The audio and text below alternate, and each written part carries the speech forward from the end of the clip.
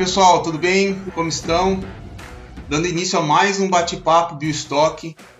Hoje é muito prazer em receber esse convidado, José Ricardo Muniz Ferreira. Ele é CEO da R-Crio e diretor científico. José Ricardo é um especialista em medicina regenerativa, coloca a R-Crio como umas promessas de já realidade para esse segmento no mercado. Sem mais delongas, José Ricardo, obrigado pelo aceite. Por favor, apresente-se, traga um pouco da R-Crio, as promessas, o cenário da medicina regenerativa atual, para a gente continuar nessa perspectiva aí a nossa conversa. Mais uma vez, obrigado pelo aceite e fique à vontade, sinta-se em casa. Obrigado, Bruno. Bom dia a todos. Eu agradeço muito por essa oportunidade, esse espaço de poder bater um papo em primeiro lugar, com um amigo de longa data. Trabalhamos juntos aí por muito tempo bem, meu nome, como o Bruno bem disse, é José Ricardo Muniz Ferreira. Eu sou cirurgião dentista. Por formação, atuei como docente, como clínico, por mais de 20 anos, mas durante todo esse período, o braço voltado à pesquisa, às questões relacionadas ao universo da medicina e da odontologia regenerativa, sempre se apresentaram de maneira muito forte para mim, né? Porque significa irmos além da fronteira estabelecida até então, até aquele momento, me refiro aí a 10, 15 anos passados, que se tinha a oferecer, né, em termos de possibilidades de tratamento. E por conta disso eu vim olhando para esse universo, me aprofundando nisso nas minhas pós-graduações e pesquisas em voo solo, até que eu decidi me tornar um empreendedor, investir na constituição de uma startup voltada ao cumprimento de um módulo, mas que pudesse ir evoluindo ao longo do tempo, de modo que a gente pudesse tratar de todos os vértices ligados à medicina regenerativa, desde a concepção da ideia, partindo da pesquisa e desenvolvimento, até a entrega efetiva da inovação de soluções à sociedade.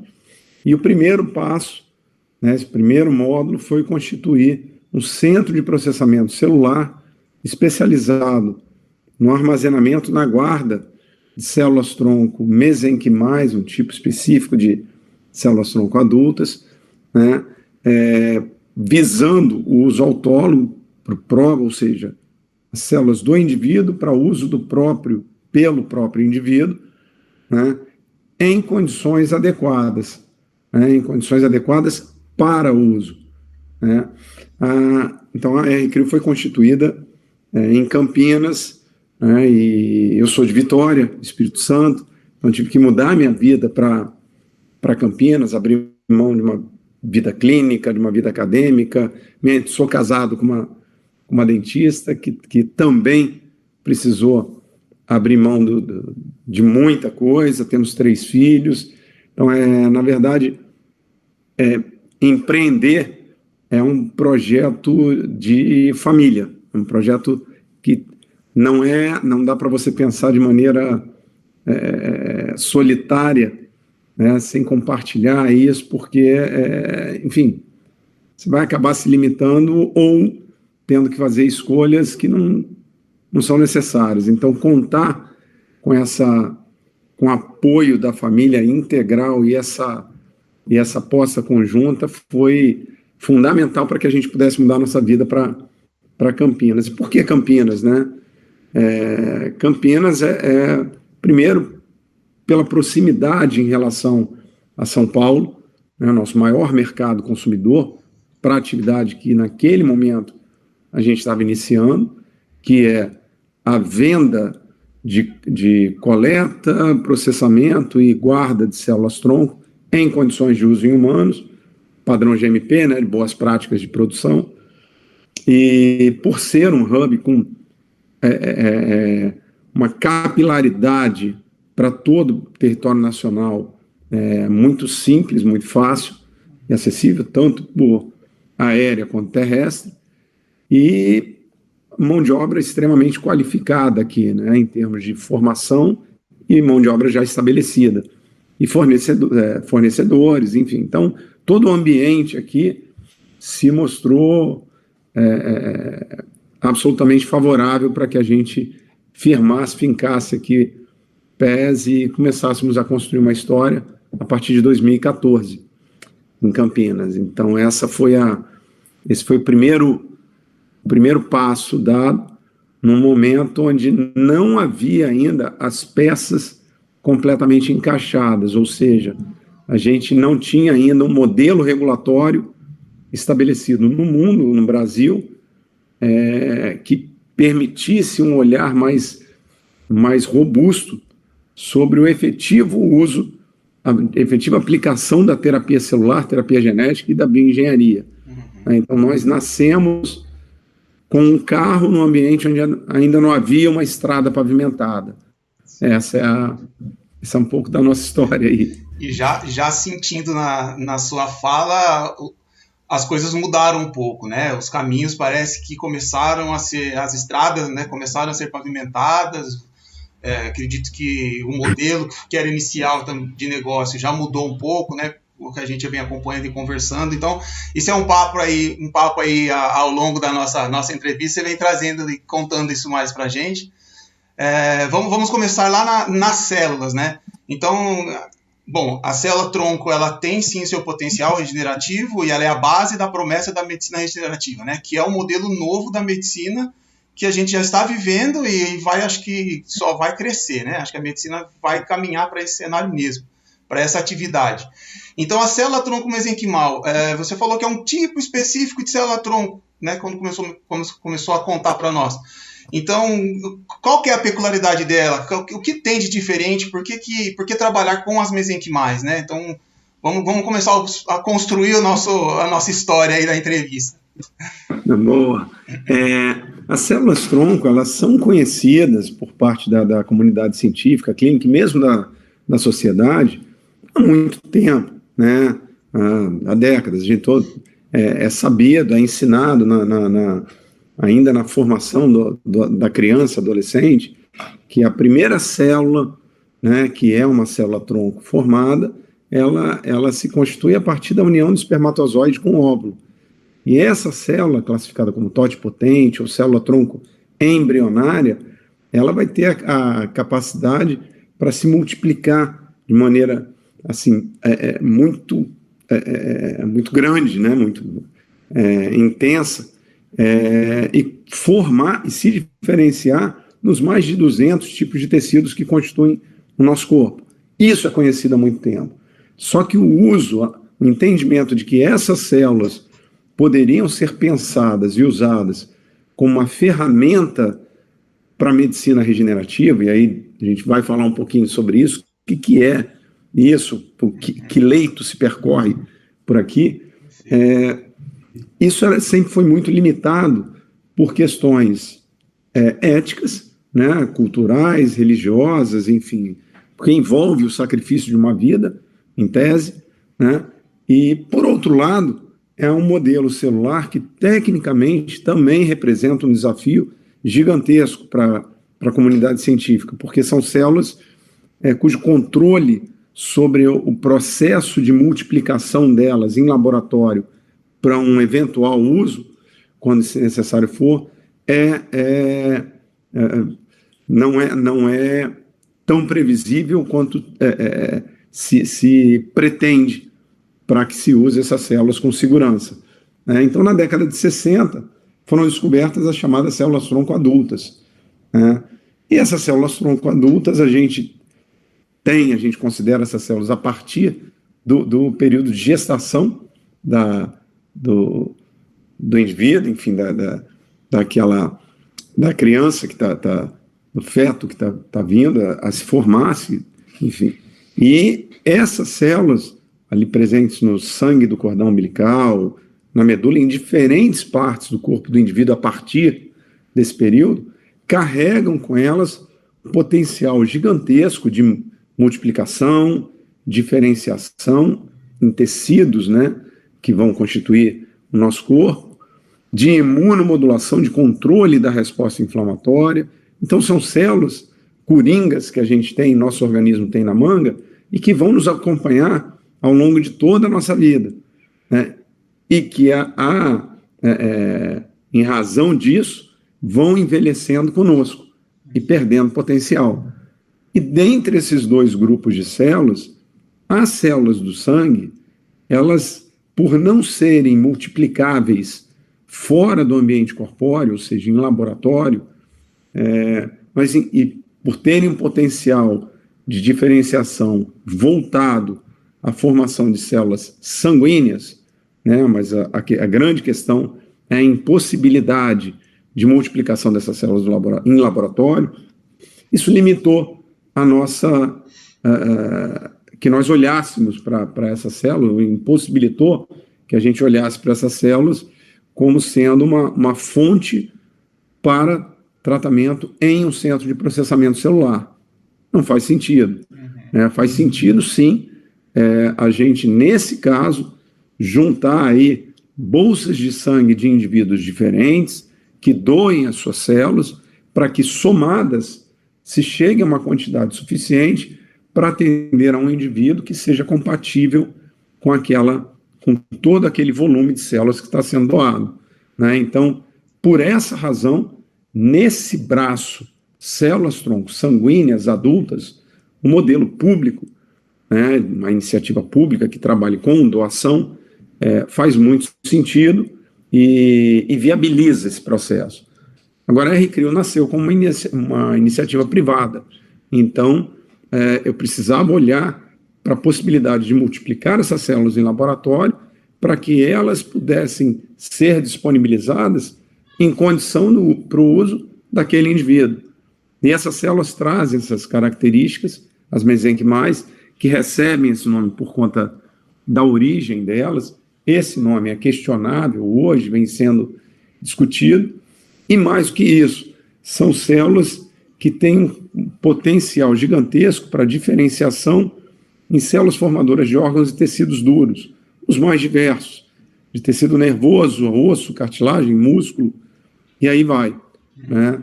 E com potencial imunomodulador gigantesco. Então, são células muito versáteis, que envelhecem conosco, mas que carregam com elas um potencial gigante. A RCRIO, quando nasceu, a gente, olhando para todo esse ambiente, nós tomamos a decisão de trabalhar com as células mesenquimais, então, por essa razão. E com as células mesenquimais, que fossem as mais jovens possíveis, né?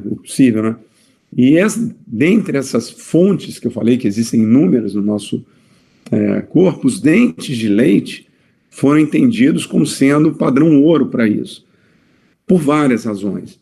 A primeira delas, pelo fato desses órgãos, né, os dentes de leite, conterem neles células mesenquimais extremamente jovens, sob o ponto de vista cronológico e embriológico.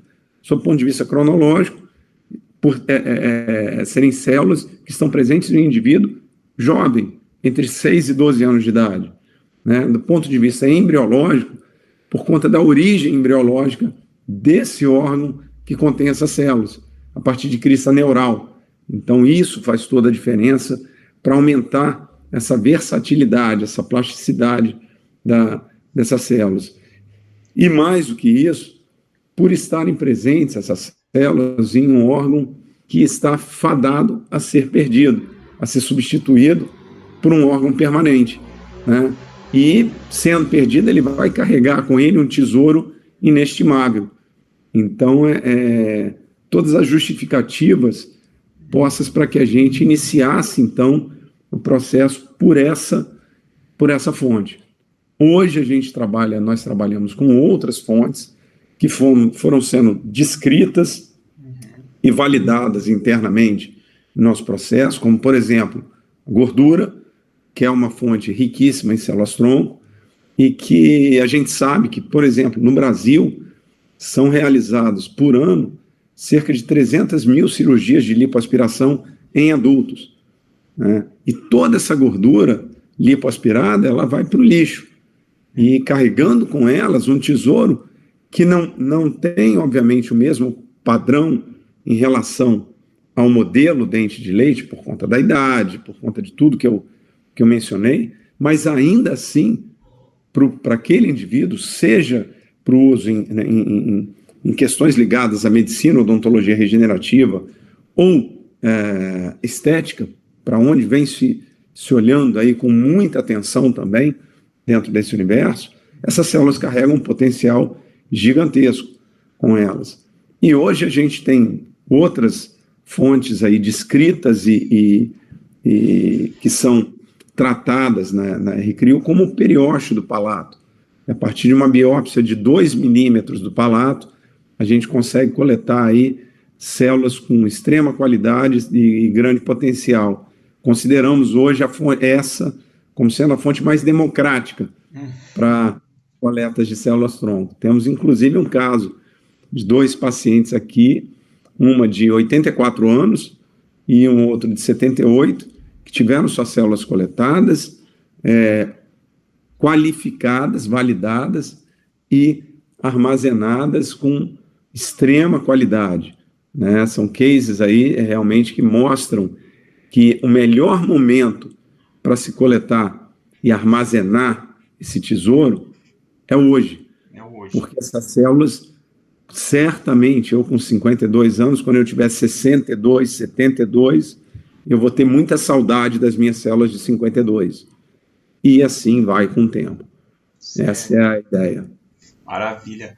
E para completar, né, para incrementar aí essa sua segunda fala da fonte das células, né, e dessa diversidade agora das células da gordura, enfim, que vocês estão trabalhando e manipulando essas células para entregar para um possível uso. Eu quero fazer parte de tudo isso, eu quero ter as minhas células, eu quero poder contar com o que eu tenho hoje numa medicina lá na frente e tal.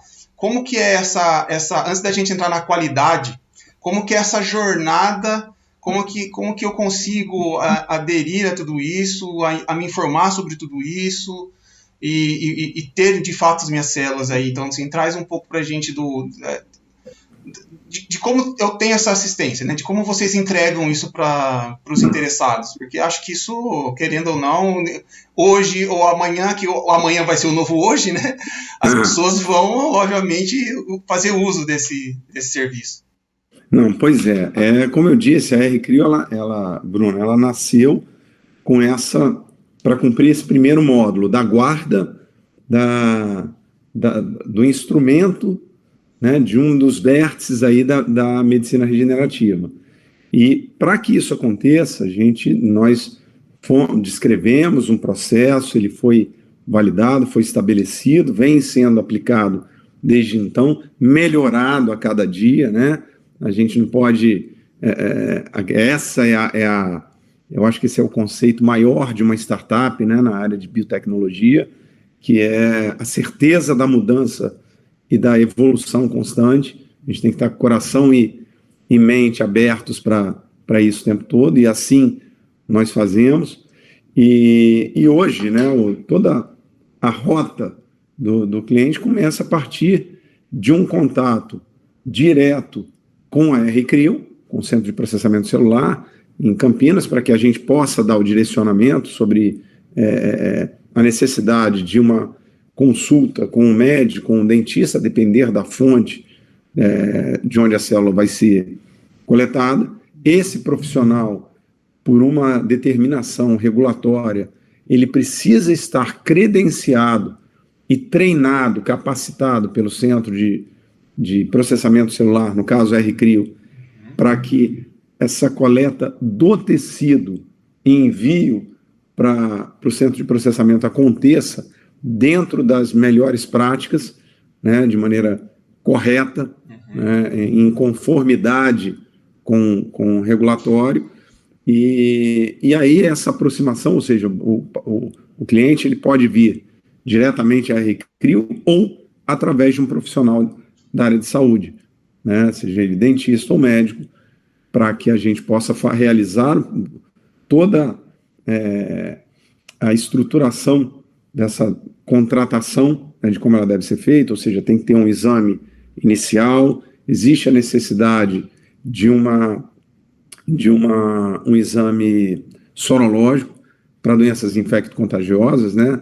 Entender como que está a condição geral de saúde desse paciente, desse cliente, entender também qual a fonte doadora dessas, que será utilizada como doadora para essas células, e entender o melhor momento e a melhor fonte para a obtenção dessas células, e a partir daí é feita a contratação, né?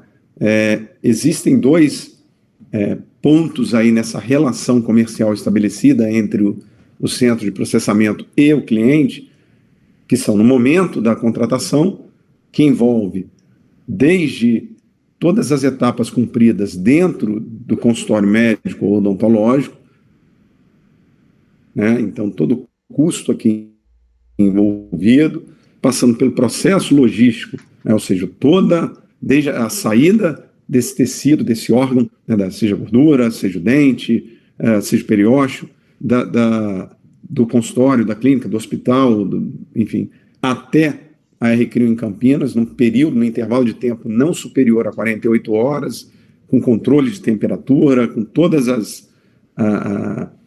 com todo o rigor de controle para que o processo aconteça de maneira adequada.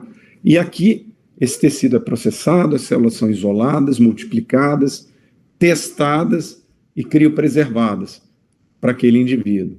Por todo esse processo existe um valor que é pago, que hoje, a depender da fonte, vai variar entre 4 e 5 mil reais, né? E a partir daí existe um outro valor pago anualmente referente à manutenção dessa guarda das células no centro de processamento celular, que é o valor de R$ 735 por ano hoje. Eu acho que já me adiantando aqui, Bruno, eu acho que uma questão, falando sobre a parte do empreendedorismo nessa área, quando a gente fala nesses valores diferenciais, a impressão que dá é que no primeiro momento esse valor mais robusto, ele traz uma margem maior para a empresa do que o valor da anuidade, mas na verdade não, né? O negócio biobanco, como negócio, ele é um negócio que se estabelece pela recorrência, ou seja, por esse valor anual pago para manutenção das células criopreservadas. A margem na contratação é muito pequena, é para a sobrevivência da empresa. Agora, o ganho real está nessa outra etapa. Então, como negócio, é um negócio bastante interessante por se estabelecer a partir da recorrência.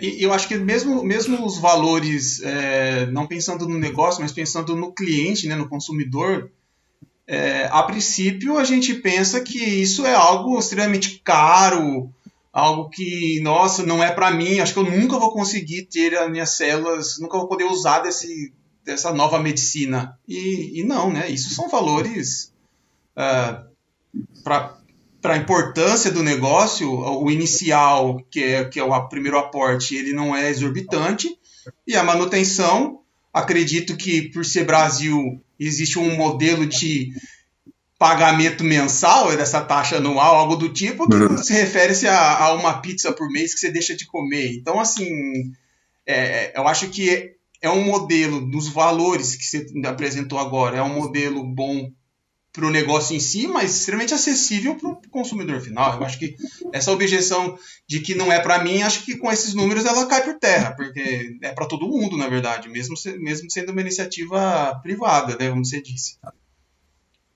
É essa a ideia, é exatamente essa ideia. Eu acho que existe ainda um grande estigma no mundo, e isso para qualquer área, de que a inovação ela é cara. Não, ela se torna cara. Quais são as premissas que tornam uma inovação cara? A primeira delas é um investimento feito para o desenvolvimento daquela inovação sob patente. Então, quando você tem aí, a possibilidade de explorar uma patente de maneira exclusiva, são 20 anos. Se você leva 15 anos para desenvolver uma inovação, só te resta 5 aí para explorar comercialmente aquela inovação. Então, isso acaba aumentando muito o custo da inovação, seja ela qual for. E o que a gente vem ganhando, conquistando com o tempo, e a ideia de você estabelecer a inovação por módulos, por etapa, né, permite que você consiga ser mais eficiente em cada uma dessas etapas, né, diminuir o tempo para o estabelecimento de cada uma delas e, com isso, diminuir sobremaneira o custo a ser repassado para o cliente, tornar a inovação ela realmente possível a todos, seja na iniciativa privada, a partir da iniciativa privada, ou mesmo da iniciativa pública, né? A gente fala aí em tratamentos ainda hoje que são tão específicos e tão acometidos aí por essas premissas que eu mencionei, que um tratamento custa 25 milhões, 500 milhões, coisas assim, fora da total de uma realidade mínima, principalmente quando a gente olha para o modelo SUS, né? Então, não dá para a gente precisa, na verdade, unir esforços, a indústria, os centros, laboratórios, centros de processamento celular, os hospitais, comunidade clínica, comunidade científica, agentes regulatórios, agentes de comunicação, para que a gente possa avançar cada vez mais de forma mais célere e mais consistente, né? E a um menor custo, né? Acho que essa é a...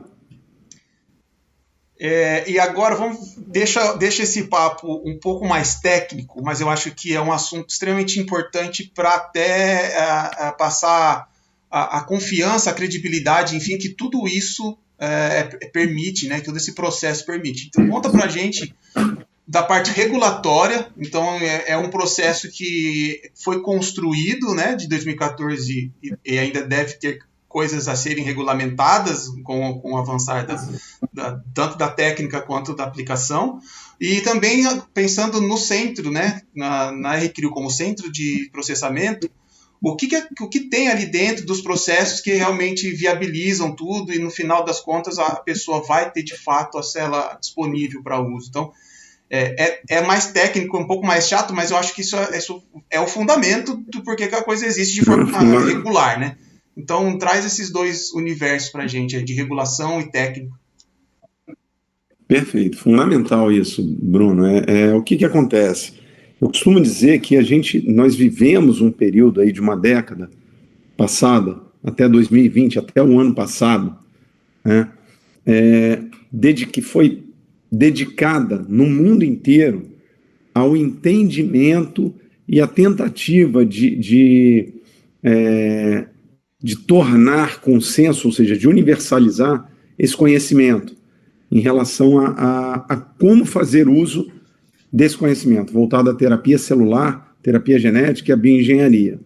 Então, a partir, né, das sociedades internacionais de terapia, de pesquisas básicas, as agências regulatórias, FDA nos Estados Unidos, EMA na Europa, PMDA no Japão, Anvisa no Brasil, né, cada uma delas foi absorvendo essas recomendações feitas pelas sociedades e foram sendo estabelecidas as regras em consonância, uma agência com a outra, sempre em conversa. Então, foi uma década muito rica para o estabelecimento das diretrizes acerca desse universo, né? E o Brasil entrou efetivamente nesse jogo, nessa questão, a partir de 2018, com um marco regulatório estabelecido, publicado pela Anvisa, que passou por uma consulta pública prévia, né, bastante robusta, e nós na RCRIO, assim como outras tantas iniciativas, pudemos contribuir muito para a construção desse marco regulatório, que foi concebido entre 2018 e 2020 e já foi revisado, né, em 2021. Em maio de 2021, essas resoluções já foram revisadas e tiveram a sua numeração, a sua denominação alterada.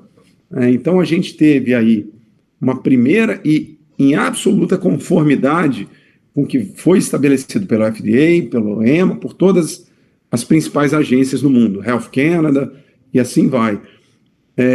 No Brasil, foram estabelecidas inicialmente 3 resoluções, né, que eu já vou dar aí com data de 2021, né, de maio de 2021, que são fundamentais. A primeira delas é a 508 de 2021, que trata do padrão, do chamado padrão GMP, das boas práticas de produção, de manipulação dessas células, desses tecidos em laboratório, para que ao final essas células possam ser entregues à sociedade em condições adequadas de uso em humanos, né? Então essas diretrizes, elas são específicas para um centro de processamento celular, como a RCRIO, é a RDC de número 508. Na sequência, vem a RDC de número 506, que trata do uso dessas células em estudos clínicos que possam garantir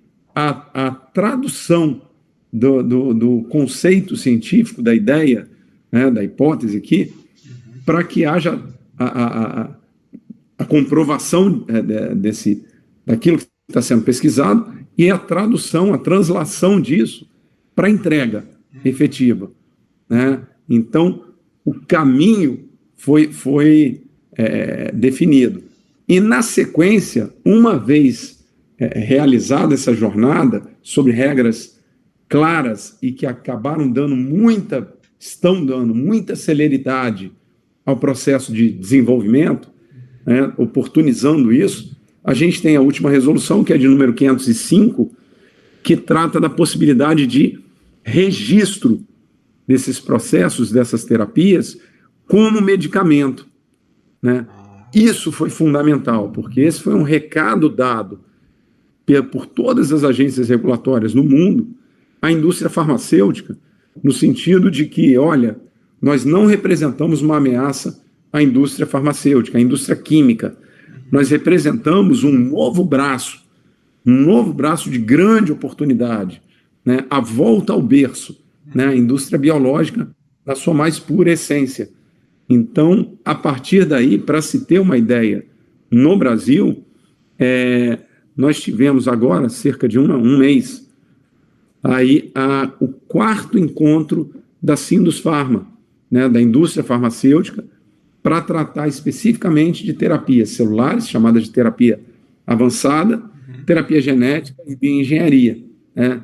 E o Ministério da Saúde participando, Conitec, SUS, né, que representa a tradução, né, a translação da inovação para a saúde pública, diretor da ANS, que é o olhar privado para essa aplicação, e diversos outros agentes aí, personagens fundamentais para que se emplaque a terapia celular. E a discussão nesse 4º encontro, o tema principal e abordado foi a precificação dos produtos de terapia celular. Então, como precificar isso? Ou seja, a indústria farmacêutica já olhando para isso de maneira muito focada, né? Então, e a RCRIO nasceu em 2014, ou seja, nasceu antes de tudo isso. Então, quando eu falo sobre a estrada pavimentada, é dessa estrada que eu me refiro. Então, entramos agora, 2021, na década voltada à aplicação de tudo isso, de todo esse conhecimento. Então, não há dúvida de que, né, ao longo dessa década, a gente vai ter aí um pilar fundamental da prática médica e odontológica sendo estabelecido como rotina dentro dos consultórios. Então, é uma realidade que vem para hoje para estabelecer uma mudança profunda no modelo de saúde, né, que visa atender o grande desafio aí do binômio, longevidade com qualidade de vida, que é o que se busca, né? Certo. Então, pelo que você está me dizendo, em 10 anos, em 10 anos os processos, os procedimentos estarão já mais, regulamentados sim, mas já mais acessível no sentido de disponibilidade, não de valor, mas já estarão mais disponíveis ao consumidor final, a nós, pacientes. Daqui 10 anos você acha que vai estar com uma certa aplicação? Ou esse tempo vai ser reduzido ou prolongado, assim, nesse cenário, ou dependendo da pandemia, não sei. Hoje a gente tem todas as peças do quebra-cabeça bem articuladas, né? A comunidade científica, clínica, a sociedade, agentes de comunicação, agentes regulatórios, cada um entendendo perfeitamente o seu papel e estabelecido para que, ao longo dessa década, né, cada iniciativa vá se estabelecendo, vá se consolidando. Por exemplo, produtos de terapia celular voltados ao tratamento da COVID, para modulação da resposta inflamatória naquele momento em que o paciente está evoluindo de um quadro viral para a etapa inflamatória. Isso já vem sendo tratado, já vem sendo trabalhado em estudos clínicos. Então, é aquela ideia de que é o conceito que se tem para esse século, que é, além da eterna busca de impedir que o indivíduo desenvolva doenças, preparar o mais do que isso, preparar o indivíduo cada vez mais para enfrentar as doenças em melhores condições. Então, a terapia celular ela vem com esse propósito também, né? Então, diferentes iniciativas se encontram em diferentes estágios de proximidade à entrega, né? De evolução para a entrega. E, ao longo dessa década, muitas vão acontecer, sem a menor sombra de dúvida. Maravilha. Acho que o negócio é sensacional. Acho que tá uma evolução rápida, né, Zé Ricardo? É uma evolução rápida, né? E agora me fala, para a gente já caminhar mais para o desfecho, né, para o final aí da entrevista, a R-Crio, nessas novas frentes, né? Nessas novas frentes, a R-Crio, ela cumpre com o papel de processar células, né? Ela cumpre com o papel, isso eu falo por entender a R-Crio um pouco mais de perto, pelo tempo que nós tivemos juntos, tipo, o compromisso com o discurso real. Não se vende o céu. A R-Crio não tem um discurso de, meu Deus, faça isso, porque não tem esse discurso comercial, é tudo pautado em discurso técnico, dentro da realidade. Mas eu queria que você falasse, dentro desse que você já começou a falar, né, um pouquinho atrás das aplicações, que cada iniciativa está num estágio, mas olhando de um modo geral, né, essa promessa, né, a promessa da medicina, ela está a curto ou a longo prazo de entrega maior, independente das iniciativas? Tipo, como que está o ecossistema no Brasil? Acho que esse é o termo, ecossistema no Brasil para potencializar tudo isso. Além das regulamentações, quais são os incentivos? Como que isso na prática vai acelerar ou está sendo acelerado, né? De modo geral, não pensando em um Bruno, a sua pergunta é excelente. Primeiro vou responder são duas questões aí. Primeiro, a R-Crio, como eu falei, ela nasceu como centro de processamento celular, olhando para a guarda das células. Mas não há como você não se envolver com com todas as outras partes da etapa que permitam levar isso até a entrega final, né? Então, em determinado momento, nós passamos a nos envolver fortemente com o desenvolvimento de biomateriais, com a bioengenharia, né, que é um passo para mais próximo da entrega, né? Temos várias patentes nessa área, e, na sequência, passamos a nos envolver fortemente com duas vertentes, uma mais educacional, né? E a outra de pesquisa e desenvolvimento clínico, né? Olhar para a aplicação efetiva dessas células em questões reais, né? E desenvolvimento de produtos. Então, a gente tem hoje, por exemplo, um estudo clínico correndo, como eu mencionei aqui, para COVID, né?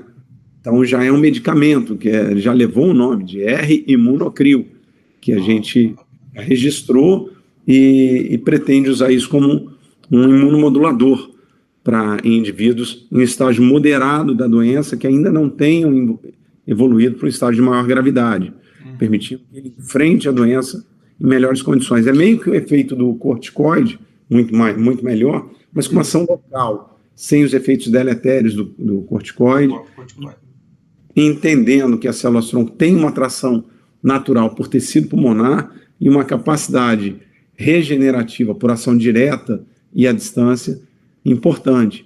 Então, isso é uma das questões. Então, a gente vem envolvidos com todas as etapas do processo. E eu acho, assim, para fechar,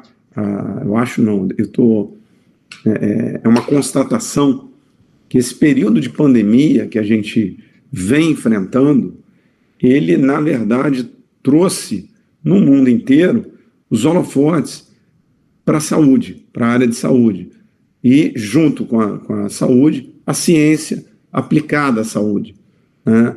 Então, os incentivos nessa área, o entendimento de que nós precisamos correr fortemente atrás do tempo perdido em relação a investimentos e dedicação para essa área, de maneira muito intensa. E isso vem sendo feito. Então, de 2020 para cá, do início de 2020 para cá,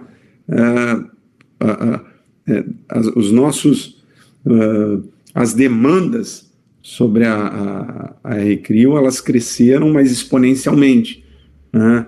Então, se é que a gente pode dizer que há um lado bom nessa história toda, eu acho que é a gente tirar de todo problema o reconhecimento em relação às falhas históricas cometidas e a gente ter a sabedoria aí para corrigir a rota e correr atrás do tempo perdido. Então, a pandemia trouxe esse senso de urgência e necessidade. Isso que eu ia falar. E é uma fala muito comum. Outras pessoas que eu acabei conversando aqui no bate-papo trouxeram essa mesma fala. Porque em alguns casos eu mencionava a pandemia como uma situação de que, e aí, o que aconteceu, né? Como que foi passar por essa etapa durante a pandemia? E assim, todos me responderam isso. Não, a pandemia, se tem um lado bom, é que ela acendeu o centro de urgência, é algo que a gente precisa para hoje, é uma necessidade que todo conhecimento é aplicado no momento, né? Então, a pandemia, para o que a gente vem desenvolvendo, ela foi um empurrão para o desenvolvimento. Então, assim, isso acho que aconteceu na saúde, como modo geral, né?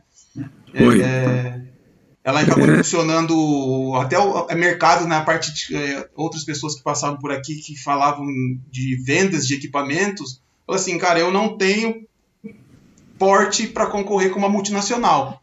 Mas a pandemia fez com que os laboratórios me enxergassem como plano B, como plano C, como plano D, e eu atendi todos muito bem, porque eu tinha essas coisas aqui, e hoje eu sou plano A de muitos. Então, assim, a pandemia foi para o setor da saúde como um todo. Eu acho que se tem um lado bom, foi esse empurrão aí para as oportunidades, né, de desenvolvimento. É aquela história que quem tem filho sabe, é uma orientação que é clássica aí, né, na história das famílias. Você aprende ou pela dor, ou pelo amor, ou pela dor, né? Então a gente está aprendendo pela dor. Mas eu acho que estamos aprendendo, né? E vamos evoluir, e a sociedade vai se tornar, a gente vai sair de tudo isso melhores do que éramos. Eu não tenho dúvida disso. A vida é um bem muito precioso e vale muito a pena. Com certeza. José Ricardo, chegamos num momento que eu passo a palavra agora de uma forma mais livre, sem o interesse das informações, para 2 pontos. O primeiro é, se você quiser ainda abordar algum assunto que faça sentido, que complemente algo que você falou, enfim, que seja relevante, fique à vontade.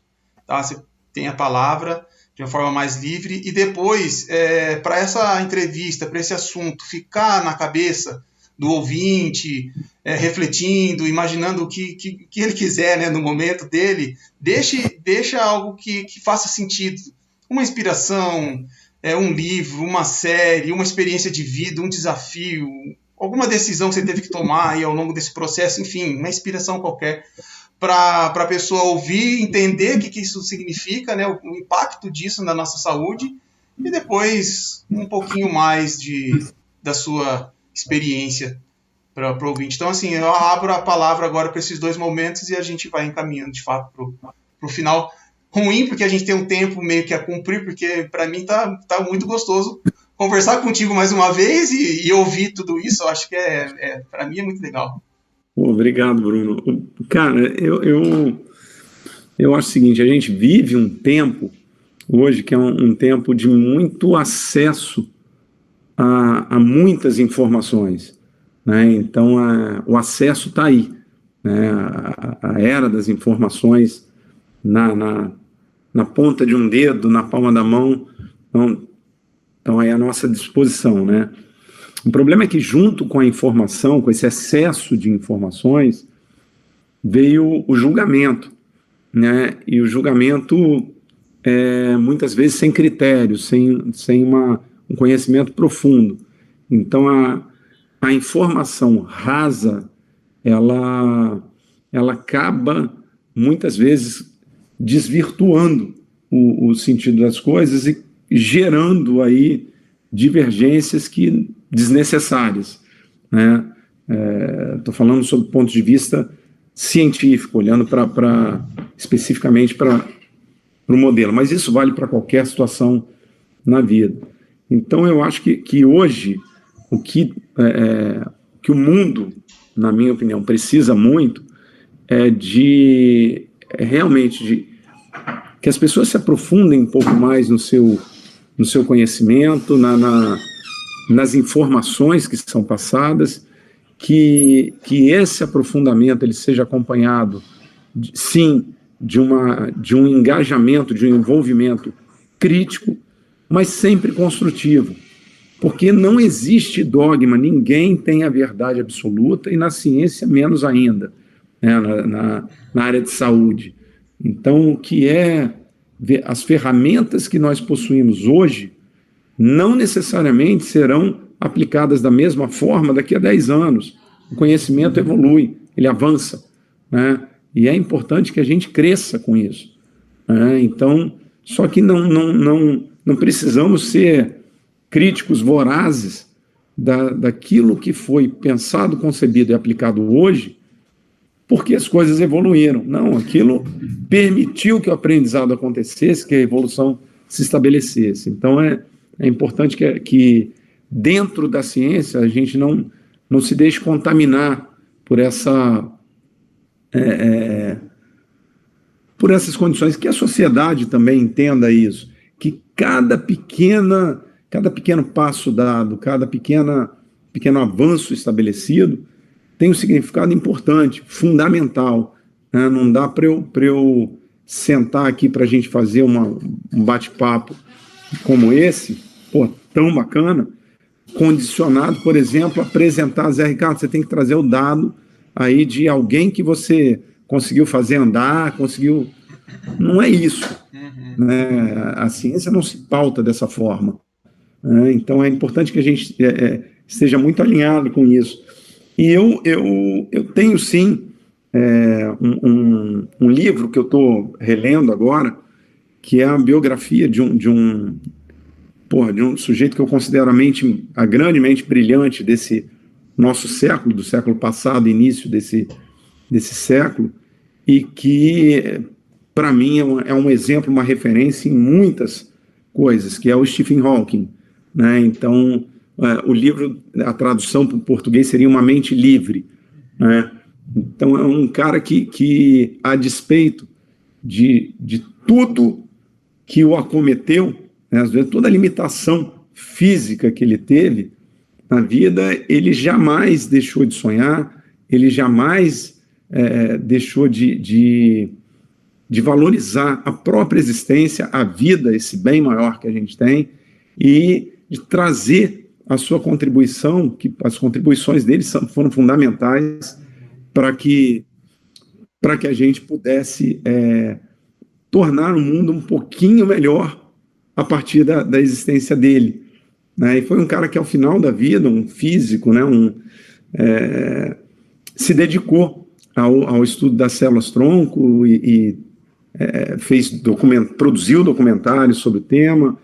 Então, realmente é uma referência e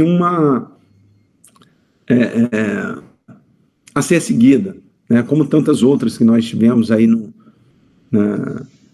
mundo. Então, essa seria uma recomendação que eu faria aí, conhecer um pouquinho mais sobre a história de grandes personagens que nós tivemos, grandes referências do bem.